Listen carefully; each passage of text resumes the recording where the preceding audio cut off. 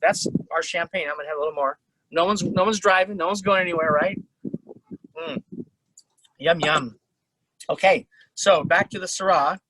Syrah also, one thing you do is you can always take your glass and always kind of put it against something kind of white and kind of go back and forth and roll along. What I can do, I can tell right away this is an older wine because it's kind of brown. It's kind of caramel. And that's the first thing that usually starts on a wine when it starts to get to its peak is start to get the color. So if the taste is still good, which it normally is, the color is kind of the first thing to go. So it's a little bit on the caramel side. So under here it says purple, ruby, garnet, orange, or brown. I would actually add the word caramel on it. But if nothing else, I would say brown. So this is on, I think this is what Vicky just posted not too long ago on there. So if you wanted to print it out, you can. And also after that, it says, are there any particles floating in a wine glass? So this is probably the only wine that will have, it's cloudy. So that's for sure what's going on there. And then, so the first thing on the S's, remember I said there's 5 S's? It's sight, see or sight. So you're looking at it. All the things I said about the caramel, all the things you're looking at it.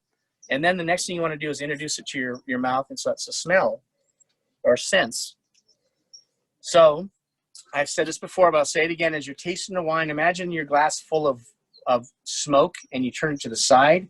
The smoke will then go on the top and not come out the bottom. So often people are smelling this way and they're not smelling by putting their nose on the top. So your nose should always be touching the top of your glass here. So if you swirl it really hard and get it all going, and as you're swirling it, you're getting all that, you're getting all that wine on the glass, and you're also getting alcohol, which also tends to evaporate and make that smell. So always hit your nose on the top and get that smell.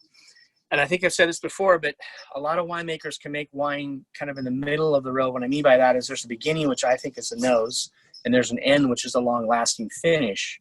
So you've heard me say this before, is everybody can make the wine kind of in the middle of the road, like a loaf of bread. It's just one piece in each end that's different. I'm concentrating totally on the beginning, so I want a nose. And I have to tell you, 75% of the time when I go taste any wines anywhere, I don't get that nose, that aroma. And I think it's so important, and people as winemakers are not doing that enough. And at the end, if the wine lasts so long, you don't have to keep picking it up because there's such a big, long flavor. That, to me, I've done my job by doing the beginning and the end. We all do the middle. We all have gone to school. We've all learned stuff. But it's those little things that somebody may not be doing quite so much. And so I always think that the aroma, the flavor, so it's such a great smell. So even though for an old wine, it's still got some smell on it. And on here it says fruit, raspberry, strawberry, cherry. All I get on this is a really overripe plum and a little bit of that blueberry, but all of those fruits are overripe or very, very ripe. There's no real citrus smell coming off of it. So sight, smell, and then swirl. That's number 3. Swirl, you're swirling around. You're also, like I said, you never want to put water in your glass. People always do that, and I cringe on that because it's your glass is your skillet. Like at home when you're doing your skillet, you season your skillet sometimes, but you don't want to get it too wet all the time. So you keep your wine in there all the time. It's so nice. So we saw sight, we saw smell, we saw swirl. Now it's sip.